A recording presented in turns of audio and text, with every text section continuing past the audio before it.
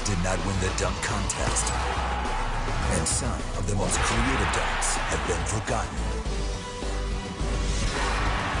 These are the lost dunks. Put a sticker up there! Well, the crowd lets you know what they think of it.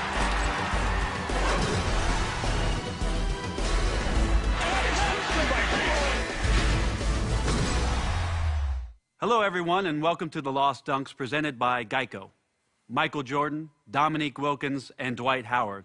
Before they were dunk contest champions, they all had lost dunks. And over the next 60 minutes, we'll tell you their lost dunk stories, as well as others you might not remember. So let's start it off with the man most associated with the slam dunk, and I don't mean Chris Andersen. Here we go. Can he do what he did in '76? Oh, Doc flying down the lane. The idea of soaring in the air, flying in the air is always, part of the grand scheme of things. When you got hops, how far out can you jump from and not break your neck? First of all, you have to remember he got the crowd going by taking the ball, and he took his time walking back as far as what he was going to do. And every step he took, wait a minute, no, he's not gonna do it. He's gonna start way down there and try to take off. And the crowd just rose with him. And they were waiting. They were anticipating this dunk. You're not jumping from the top of the key. Free throw line is the measuring stick, and he set it, the bar is set, and no one's ever broken that measurement. Oh, and he hits it off the back of the rim. The impossible has happened. I'll never forget that second dunk in the finals by Julius. He goes to the windmill. We've seen the entire repertoire from Julius, and he misses the dunk, which is deadly. Yeah, maybe I got a little too excited for, 34-year-old. But it's still, it established something that is folklore in NBA circles and in basketball sports circles, that the slam dunk contest is a big thing, and it's a big deal. This is the last one from Michael Jordan. He feels the pressure. Here he goes. Oh, spectacular. A huge fan. I mean, him and Dominique Wilkins' dunk contest was just unreal for me. What I did was tried to write down the dunks. Didn't have a VCR where you can really stop it. You just have to wait till they replay it. So I tried to write down and memorize the dunks, and then try to run out and hurry up and try them in the backyard. Well, Michael was the first guy to ever jump sideways. The Superman jump, most guys used to call it. And most guys jump 1 foot, or 2 feet. But no one jumped off of 2 feet and jumped sideways until Michael started doing it. That's crazy to be able to cup it, bring it over the other side, go way up over the rim and complete the dunk. For a guy to do a dunk like that and still not win the slam dunk competition. He had some great competition. He only needs about, I think, a 40 to win this. Here he goes. I think that'll do it. Well, what made Michael Jordan's dunk interesting, yeah, it was nice in the cradle law, but I liked how he was rocking the bling. He had a little nice, tight gold chain around the neck. You know what I remember about it? Me trying to find some of my mom's jewelry, trying to put it on, trying to go outside, trying to get a whole bunch of crates, and almost breaking my neck, and trying to cuff it. Well, Dominique only needs to come up with a great dunk here. If he gets a 48, he can't lose. I guarantee you he will not get 50 on this dunk. Guarantee it. Well, I think the two-handed windmill to the naked eye looks safe because you have two hands on the basketball. But the thing that most people don't understand is the force that you're jumping one way and you're creating another force going the other way with the basketball, how difficult that is. You got two of the best dunkers in the league going head-to-head, and, man, the tension was high in there, and it came down to the last dunk, who was going to win it.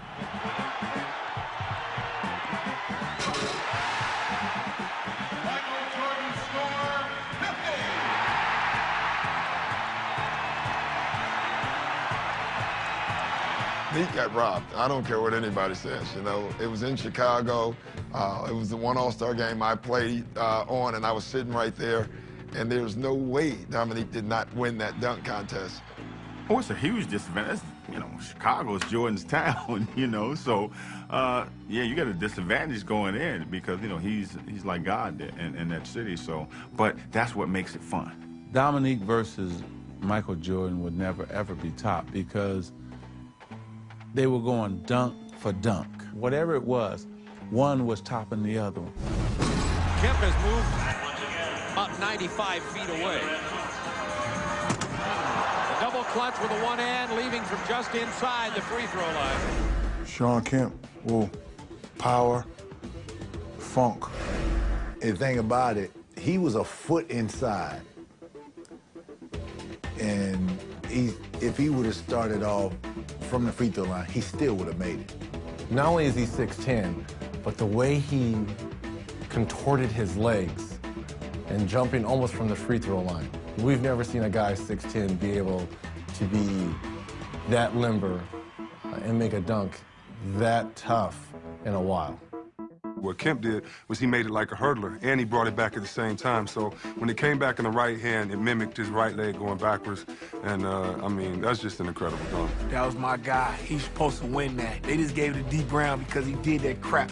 Man, you was supposed to win, Shawn. You was supposed to win. You know I was right there going crazy for you. They burnt you.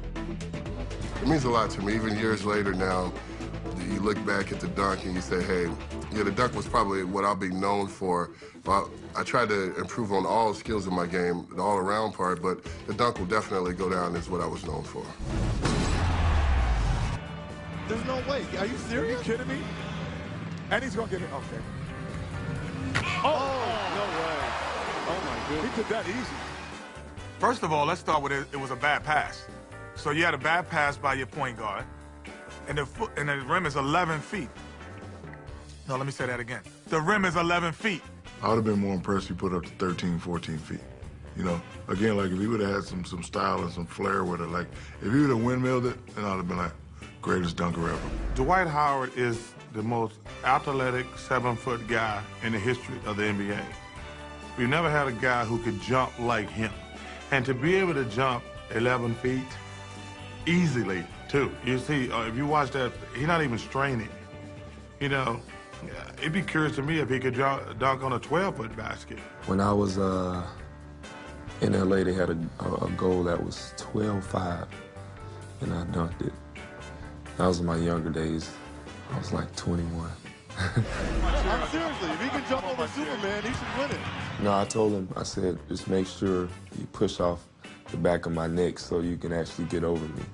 Because, if he would have just tried to jump over me, he probably wouldn't have did it.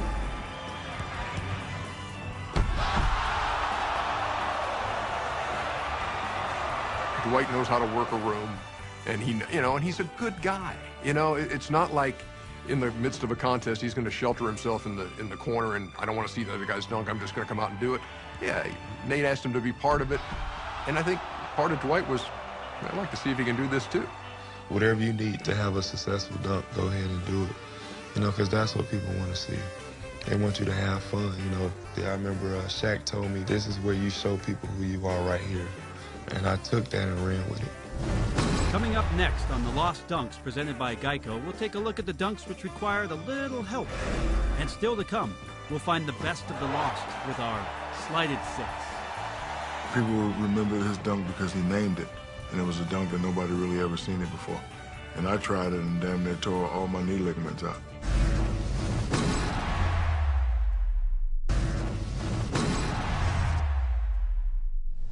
I'd rather have time to sit around and think about it. I don't know what David Wesley's doing with a camcorder. This is great. And he made a great pass. This one is starting to heat up right now. I had a camcorder and I wanted to document the whole footage, so I figured, why not put the camcorder dunk in the whole All-Star festivities. Baron Davis could jump really high, so if he would have, windmilled it or something, it probably would have been better. But Wesley didn't even stay there with the camera. He got nervous, and, he fell back. And then we didn't even see the footage. Well, it was a good dunk if it would have been one of our TNT cameras that David Wesley was holding as Baron Davis was jumping over him. They should have had that rigged up so that you could see it as he went over him. If he had done that, then BD would have gotten a higher score, I think. The dunk was phenomenal. I think that he gets more points for that because he cocked it back like this and dunked it. And then, you know, the creativity to have Wesley out there with the camcorder. Good idea.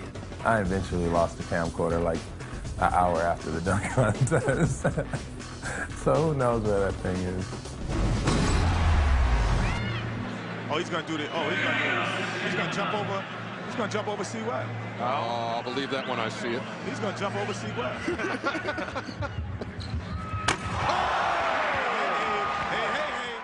Well, then one year we had that dunk wheel where they had a spin and then you had to do something. Gerald Wallace got use your partner. Gerald has jumped over me many times in practice playing around, and I was just worried that I didn't mess up the pass. When most people are running, if there's something in front of them, they're looking down. But he has to catch the ball, then find the rim. That, to me, is what makes that dunk incredible. Now, it was a great build-up because C. Webb's, what, 6'8.5", 6'9", and everybody thought, oh, wow, this is going to be great. I knew he could finish it, but the thing about it is you just see kind of transformation. It's kind of the old Dominique windmill, but he's actually catching off a bounce. When Wallace went to jump over, C. Webb was chicken, and he bent way down, and so actually the jump wasn't that spectacular. Then Webber stood up, and so a great idea by Gerald Wallace, but probably a better idea for C. Webb to duck. If he gets this, it's going to be crazy. I like this. Oh, he got it. Oh! That's what a dunk contest is supposed to be. High degree of difficulty, use of props creatively. I like stuff like that because somebody put some thought into that before they went out there. Nobody has ever done that one. That's why that one stands out. Well, I was coming up with all different ideas of dunks. You know, I had all 360s, windmills, and I said, you know what? Aha, Steve Nash, soccer. Well, Maury actually came to me and asked if I would help him in the dunk contest and incorporate some of my soccer stuff into it. So, you know, I came up with the actual move, but, you know, it was his idea to have me involved, and I'm forever grateful. I never thought I'd be in a slam dunk contest, so that was my route. Well, I thought Nash was supposed to be the one to throw it, so he throws it off the glass, and Nash headbutts it back. I'm out of my seat right there. They didn't even have to make the dunk. I will question and ask anyone if anyone could ever throw the ball, bounce it off your head, and for Amari to finish. By far the best dunk I might have ever seen with a tandem.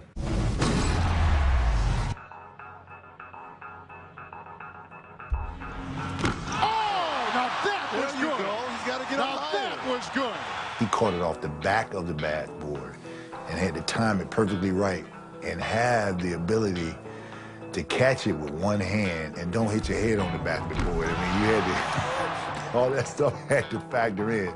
I probably would have hit my head on the backboard. What made Rudy Fernandez dunk unbelievable, it wasn't in real time. When you step back and we watched it in slow motion, that's what made this dunk that much more remarkable. And the reason why they don't appreciate it, because it took forever. Because they botched it, they messed it up, they mixed it up, they couldn't get it right, they wrecked it, they kept trying. At that point, they ran out of time, the crowd was down, and when they finally did it, people are just, oh, they're so relieved that they finally made the dunk. But if you just look at the highlight, look at that one dunk, Rudy Fernandez, that is spectacular. I cannot understand what this guy is going to do. Now they got to light the candle, and I'm sure they're probably going to turn off the air conditioning so it doesn't blow it out. I was looking at it, I was like, what are you doing? You got a birthday or something? You want a cupcake or something? Are you kidding me? He's not blowing out the candle. Oh, God, are you kidding me? And it stayed on. It stayed on. And all of a sudden, we see the replay, and he goes and dunks. Incredible. You know, a lot of people that really don't understand basketball. They say, what's so special about that? To be able to blow it out, you have to be able to jump really high. I like the cupcake dunk because you had to really have your head by the rim to blow that cupcake out. And, you know, you can say, well, you know, it was just wind. Well, to get up there and blow it out and hang and dunk it, I thought that was an ingenious dunk. You really didn't appreciate it until you saw the replay. And then when you saw the replay, it wasn't the execution, but it was the exhalation that made it sort of unbelievably impressive. You know, being the food aficionado that I am, I wouldn't have blew the camel out on the cupcake. I would have ate the cupcake. When he did it, I was like, man, he should have just bit the cake. Instead of blowing it, he should have bit it. And he probably would have won. Coming up next on The Lost Dunks, presented by Geico, we bring you the dunks that were simply overshadowed by a higher power. And still to come, we'll find the best of the lost with our Slighted Six.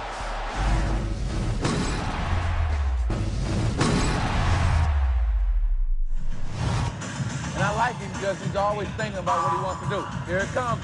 Whoa! That's going to be hard to beat. Yes, it is. You know what made Larry Johnson's dunk impressive? Is just his swag. Larry Johnson, that was nice.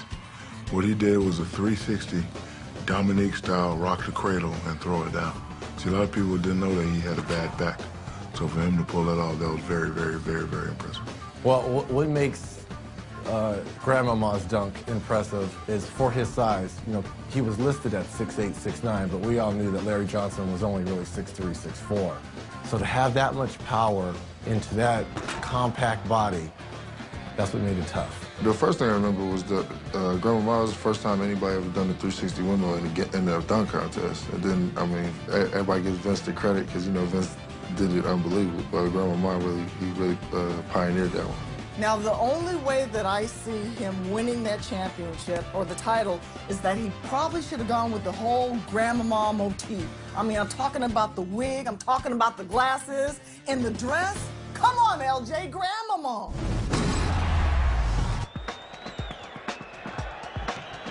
Goes for the second try. Over the chair. Oh, You had the little guy, Spud. You know, I was a new kid on the block. Neek was already have a dunk contest championship under his belt anyway. Woo! And Spud Webb comes through in the clutch. Take that, little guy. There was definitely a little separation between Neek and Spud. And we all knew that we had to come with it if we were going to do something. That's one of the reasons that I decided I had to put a chair in there. Gerald Wilkins in 1986, I was 14. It was kind of impressive because nobody was really dunking over objects at the time. Actually, funny thing about that dunk is I tried it the next day and I hit the chair and damn near broke my leg. I'm sure the general manager and coach were losing their mind because back then star players were in the dunk contest. It wasn't like role players or guys who were, you know, rookies. It was guys who were significant players on their respective teams. Gerald Wilkins, you know, actually had a good performance in the dunk contest. You know, he doesn't get a lot of publicity for it, but he actually was pretty good because his brother was so much better. So, you know, he was the wrong guy in the wrong family. So if he was Gerald Johnson, we'd probably be talking about him as a better player. But being named Wilkins hurt him a lot. Terrence Stansbury. Oh, now there's creativity. Gerald, you use the chair, I'm gonna one-up you. I'm gonna put people in the chair. But what's funny about that dunk is it's almost like he brings two people randomly out of the audience. One sitting in a chair and the other one kneeling down as he jumps over him. And the guy in the white jumpsuit, that is the tightest white jumpsuit I've ever seen in my life. I just feel bad because if he had done that any other year, he would have gotten the 50. But I bet they were like, well, the other guy just did it. You know, he got it from me. He obviously he wanted to score 50, so he said if I put 2 in the chair, I should get more. As I watched him, I knew I could outdo him. So I decided to bring my brother in to sit in the chair and a friend to go in front, which meant I would have to jump higher and go further. But he turned the chair sideways. It wasn't the back of the chair, he wasn't facing him. The possibility of kicking someone in the head and going further, I guess they didn't think about that. For some reason, I'm not sure. Because I did it first, it lent more to, you know, this was tough, acrobatic, we're gonna give him the 50. Terrence, they gave him the 48. But this is a good dunk, though, if he does make it to warm up with. Yeah. Great dunk. That's a good dunk. Look at that, and almost all 10s on the side. That was one of those signature dunks that I was doing back in high school. And I figured it was one of those unique dunks that a lot of folks can't do. Amari Stoudemire took a page out of Isaiah Ryder's East Bay Funk Dunk and tried to duplicate what Ryder did. Oh, between his legs, how about it? The problem with Amari is he's 6'10" and a 7-foot arm span, and he made it look easy. It's too easy, man. It's just too easy. I think it's kind of easy for Amari. I mean, Amari's 6'10", he got unbelievable hops. I think he could have came something better. I'm more impressed with the dunk over Oliver Candy. Bounces the ball to Amari Stoudemire, who flies in for an amazing wham, bam, slam. You usually don't see real tall guys put the ball between their legs. Well, I put Amari in the same category as Shawn Kemp. Because guys at 6'10", 6'11", almost 7 feet shouldn't be able to dunk this well. Amari showed that, big fellas just don't have to do big dunks, that, we can get some ballet up in the air, too. It was a great dunk by Amari Stoudemire, but not really very appreciated. If he makes this over, Kenny. Oh! That's it. That's it's hard. done. It's done. That's hard to do that. 50 from the judges. Yes, That did yes. Oh, my goodness. That's just stupid athleticism. That's just crazy right there. To catch the ball off the bounce, wrap it behind your back, and dunk it. I never seen that one before until he accomplished that. You talk about clockwise, counterclockwise. He did that dunk behind his back backwards. He's so talented he was able to finish that. And that's what made it incredible. I've seen that before, but never with the power that he's done before. Seeing guys throw it off the back and catch it, but not be able to catch it and be looking above the rim like Andre Iguodala does. Andre Iguodala, he is Dr. J in another body, definitely. He's probably the best runner-up in recent history ever. That was the year when Nate had like 30 chances, and he kept throwing it up there and finally got it, and the crowd got behind him. I tell you what, this boy is an amazing shoot. Yeah. Andre, you were robbed. It was your dunk contest to win. But coming up next, we'll take a look at the moments we'd like to forget. I think he hurt his right knee. As the Lost Dunks, presented by Geico, continues.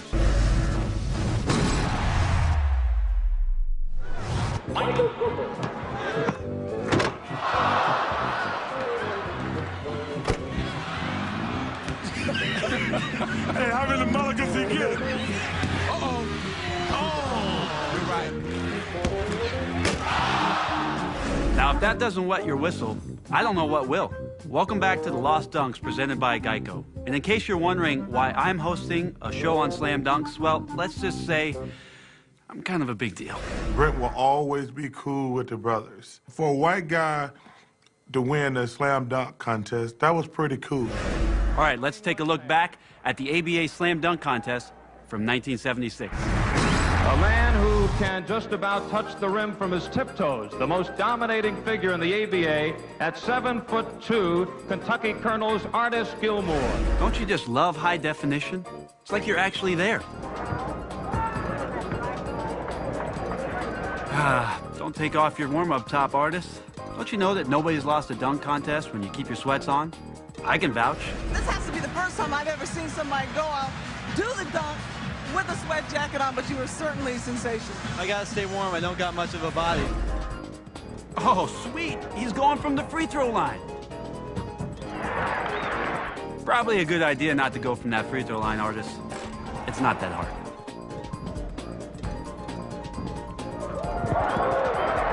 How do you cheer for that? I mean, he basically just threw it in.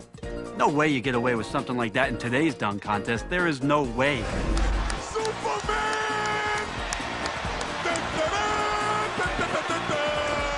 Still, the one silver lining from the 76 contest was the NBA making sure to never again invite a player taller than 7 feet. At 7'4", the sensational rookie from the Houston Rockets, Ralph Sampson. 7'4". Pretty impressive, Ralph. But you know what would have been more impressive? If you weren't 7'4". I mean, come on. The only time America wants to see a guy 7'4" in the dunk contest is when he's getting posterized. Here comes McCready. Oh, he just sucked the gravity right out of the building. Now that was impressive. What else we got? Now Paul Pressey, his third attempt. He had 44 and 35. Oh, again, just more or less kind of your basic cuff dunk. Whoa, whoa. What's this? Paul Pressey in a slam dunk contest? Don't you know that point forwards don't do slam dunk contests? Ain't that right, LeBron? Right now, I'm preliminary putting my name in the 2010 dunk contest. What is it with LeBron and decision? I'm not even going to touch it. This rookie's nickname is the Rocket. From the Dallas Mavericks, Tony Dumas. Tony the Rocket Dumas told me, and just me, that he had a special dunk in store for the contest. Is 6'6", he's 22 years old, and he has been practicing on a dunk. Matter of fact, he's kept it secret. He only told me. The text, what, text told you too?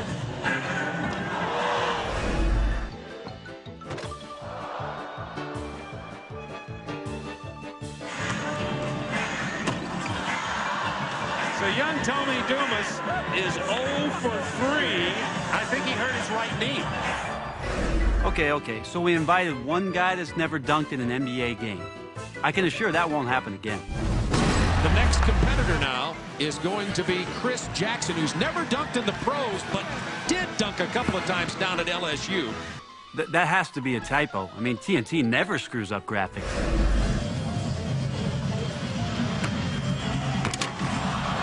And the miss. Wake up, guys. This is the slam dunk contest.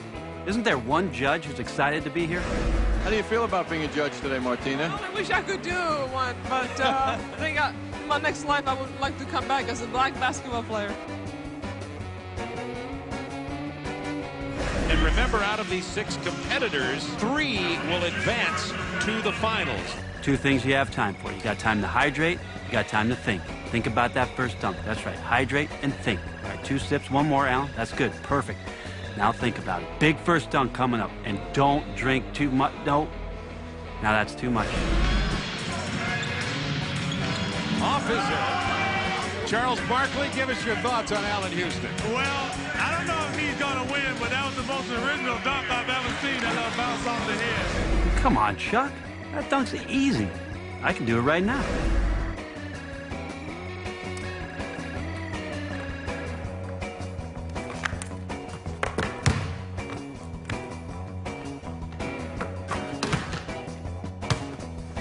That was easy.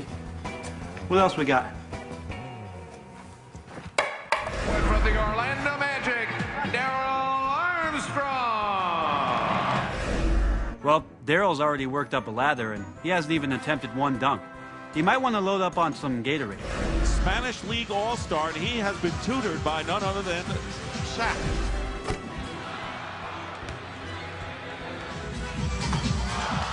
Ooh, that would have been good, Reggie. Here, the little guy's dream. Oh, but he's 2 more. Oh, not going to make it. They will certainly review that. Yes! It's good! This building just exploded. Oh, it's good. Darrell Armstrong at the buzzer. Darrell, you might have missed 2 dunks, but I love you, man. I love you, man. Coming up next, it's Forgotten Dunks by Forgotten Players. Remember Darvin Ham? No, you don't. Still to come, we'll find the best of the lost with our Slighted 6. He came up with it. You know, he just said, throw the ball on the backboard and I'll do the rest.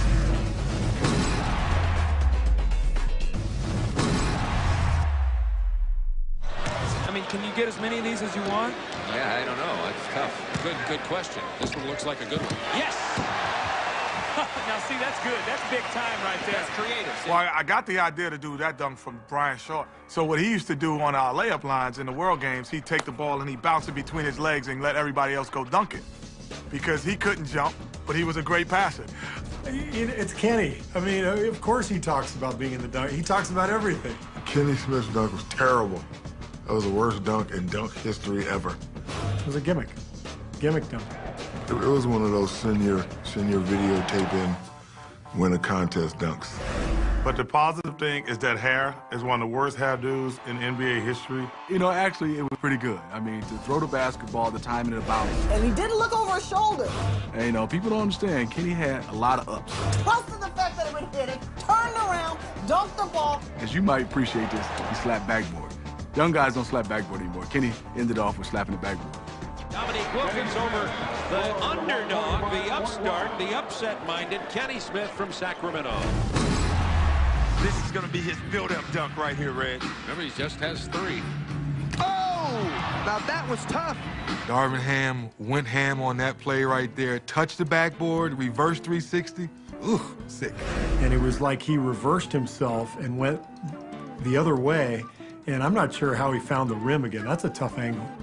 Anytime you do a 360, you got great athletic ability, obviously, but you also have to be able to hang in the air quite a bit of time. That dunk that Darvin Ham did is a great park dunk. Most backboards are either metal or they're wood.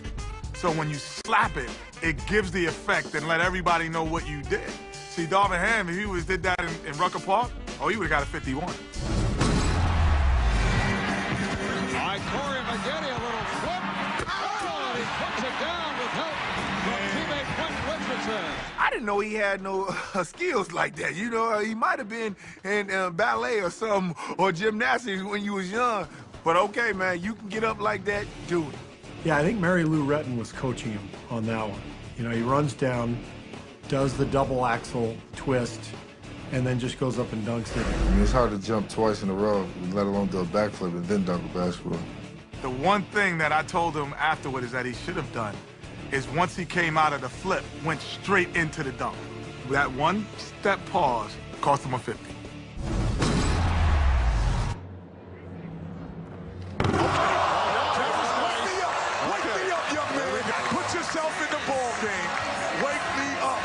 Well, DeMar DeRozan, obviously, he was a rookie. I think he was a little nervous going in, but he was up against a very small hurdle. Kryptonite, the two-time defending champ, he had his hands full. The difficult part was not for DeRozan, but it was actually for Weems, because he had to throw a perfect pass off the side of the backboard. When you're coming up at the rim and the rim is right here or the side of the backboard and you have to move away, to be able to concentrate, catch the ball, move out the way, and do it all at once, I think that's an underrated dunk. Yeah, that was a unique dunk because he threw the ball off the side of the backboard, then was able to catch it, and then windmill. You know, that's one of those things you got to have great athleticism and also awareness on where you are.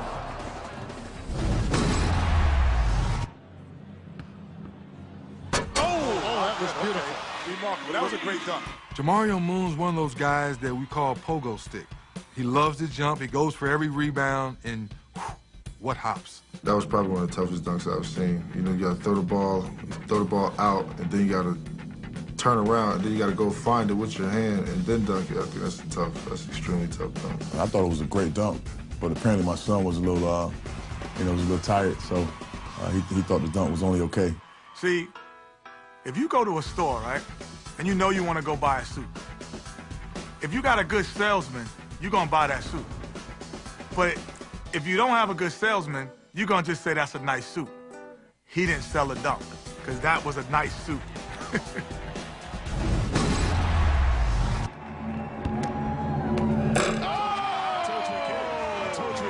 It was extreme nerve because I thought I was going to get hung. I got hung a few times. I did it in practice, and but when I got out there, it's just, you know, all the jitters goes away. He has that perfect height. You know, that 6'6", 6'5", 6'7", that range, that's when you're the perfect height to make a dunk look sweet. He used that weak hand, somehow caught the ball back here, and then got up and dunked, and then just kind of stared at the crowd. And it was impressive. 7, maybe 8 people in the world that can do that dunk. The dexterity and the flexibility you need in your body to bring it around, and then to bring it back up, the hand size and strength, then the jump, 8 people at max. Everybody else got to just put on a Nerf hoop.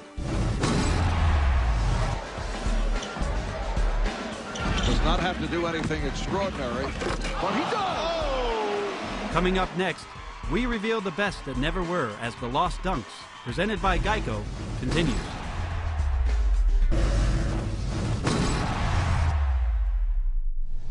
Welcome back to the Lost Dunks, presented by Geico. Well, we've saved the best for last. It's time to reveal the dunks which never quite made it to the top. Here are the Slided 6. Now, Terrence Stansbury. First round, his first attempt, he had 34. Whoa! That's the Statue of Liberty. Statue of Liberty, 360. I owe my due to Charles Barkley. He couldn't be in the dunk contest in '85, which gave me an opportunity to be there. And I want to give a shout out to Charles for letting me have an opportunity to show what I could do in the NBA dunk contest, no question. Terrence is one of my favorite people because I got to know him when he was in college, and he was a very good NBA player. And he's a guy who was, I think why people remember him so much, I don't think he ever dunked in an NBA game. The Statue of Liberty dunk when he turns and does a 360 and the ball doesn't move, but only his body turns, I think was one of the greatest dunks, top 10 dunks of all time. So shout out to Terrence Stansbury. And there it is in slow motion, the 360 Statue of Liberty. I know I was the guy back in the day where before I even did the Statue of Liberty 360, I kind of showed people what it would look like by walking and going through the motion. And I remember even looking at videos where some people were shaking their head, what is he doing? I think people remember his dunk because he named it, and it was a dunk that nobody really ever seen it before. And I tried it and damn near tore all my knee ligaments out. Statue of Liberty. I like it so far. Francis. Oh, you know, when you see it in fast motion, you realize don't get, you know, the full effect of what he did. And when you see it in slow motion, the way he cocked it back and almost touched his feet was pretty impressive, especially for a guy his height.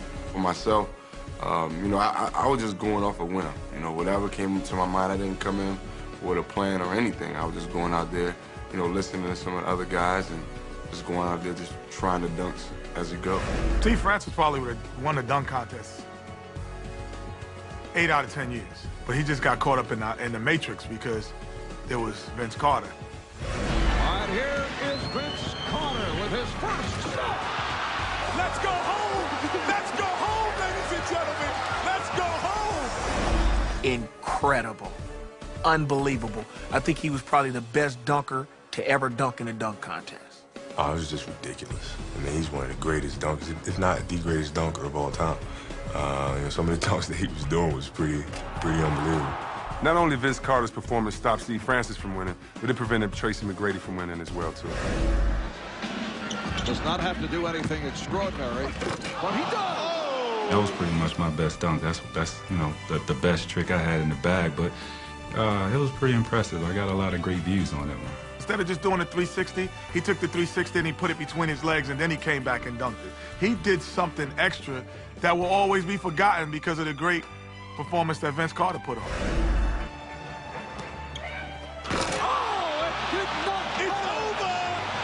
It's over, ladies and gentlemen.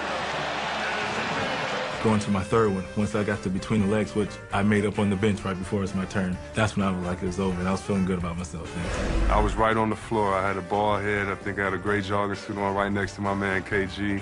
And I remember saying to him, I've never seen anything this ill in my lifetime. And he replied kind of in the same way. Tracy McGrady wasn't bad, but Vince Carter did a dunk that... Vince Carter did a video game dunk. So nobody is really going to remember the other dunks. In the sophomore rookie game, he leads this competition. That is freaky right there. That is freaky. Too many people can't really do that. I think he is right-handed, and he did that with the left hand. You know, you've seen guys come from the baseline and do it. He came from down the middle and did that with the left. That was pretty impressive.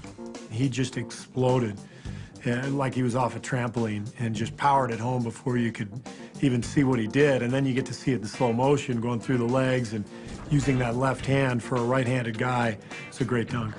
You know, I said, well, if I'm going to do anything to kind of start it off on the right foot, I want to go ahead and make a statement early. And so, you know, that's what I pulled out, and I think the other stuff would kind of hold me in a good position. He was very creative with his dunks. I remember thinking, yeah, I think he's going to win this one because he's done very well. But then Jay Rich pulled it out. I mean, he came up with one at the end. That was something special.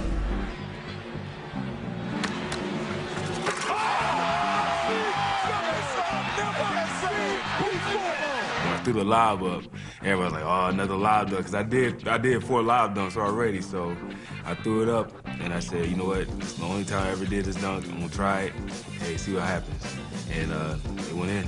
To me, Desmond Mason and Jay Richardson, this was the first year I call the computer game dunkers, because they brought things that you do in a computer game and actually put them in the dunk contest.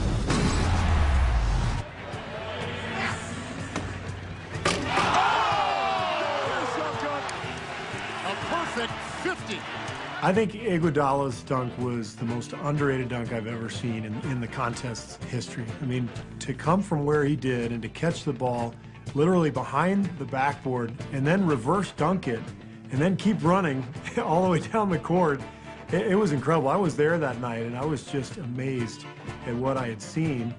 He came up with it. You know, he just said, you know, throw the ball on the backboard and I'll do the rest.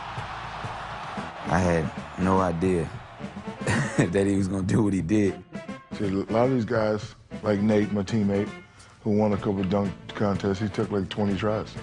But AI threw it, Iggy caught it, threw it down with force, came under, bam. That was impressive. Very impressive. But he's overshadowed by Nate Robinson. He doesn't win it.